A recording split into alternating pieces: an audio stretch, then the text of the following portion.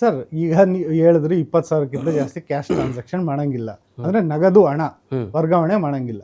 ಈಗ for example ನಾನು ನಿಮಗೆ ಕೊಟ್ಟೆ 20,000 ಅಥವಾ ನೀವೇ ನನಗೆ ಕೊಟ್ಟರೆ 20,000, ನಾ ಅದನ್ನ 1,000 ರೂಪಾಯಿ ಫ್ಯೂಯಲ್ ಹಾಕಿಸ್ದೆ, ಇನ್ನೊಂದು 1,000 ರೂಪಾಯಿ ದಿನಸಿ ಅಂಗಡಿಲಿ ಹೋಗಿ ಏನೋ ಪರ್ಚೇಸ್ ಮಾಡಿದೆ, ಹಿಂಗೆ ಸಣ್ಣ ಪುಟ್ಟ ಇದು ರಿಟೇಲ್ ಐಟಮ್ಗಳನ್ನ ನಾವು ಪರ್ಚೇಸ್ ಮಾಡೋದಕ್ಕೆ ಬಳಸ್ಬಿಟ್ವಿ 20,000.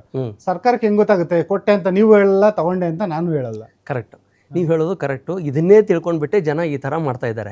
ಬಟ್ ಏನಾಗುತ್ತಂದ್ರೆ, ನೀವು ಕ್ಯಾಶ್ 20,000 ತಗೊಂಡ್ರಿ ಅಂತ ತಿಳ್ಕೊಳ್ಳಿ, ಆವಾಗ ಒಂದು ನೀವು ಖರ್ಚು ಮಾಡಬೇಕು, ಇಲ್ಲ ಅಂದರೆ ಡಿಪಾಸಿಟ್ ಮಾಡಬೇಕು. ಬ್ಯಾಂಕಲ್ಲಿ ಎಲ್ಲಾದರೂ ಡಿಪಾಸಿಟ್ ಮಾಡಬೇಕು.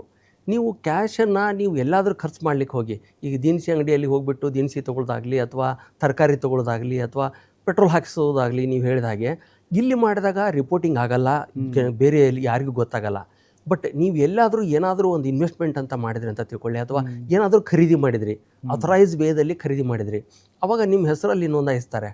ಅದ್ರ ಜೊತೆಗೆ ನಾವೇನು ತಿಳ್ಕೊಂಡಿದ್ದೀವಿ ಅಂದರೆ, ಬರೀ ಪ್ಯಾನ್ ಕಾರ್ಡ್ ಮೆನ್ಷನ್ ಮಾಡಿದರೆ ಮಾತ್ರ ಗೌರ್ಮೆಂಟ್ ನಮ್ಮನ್ನು ಟ್ರ್ಯಾಕ್ ಮಾಡ್ತಾರೆ ಅಂತ ತಿಳ್ಕೊಂಡಿದ್ದೀವಿ. ಹಾಗೇನಿಲ್ಲ. ಈಗ ನಮ್ಮ ಆಧಾರ್ ಕೂಡ ಲಿಂಕ್ ಆಗಿದೆ.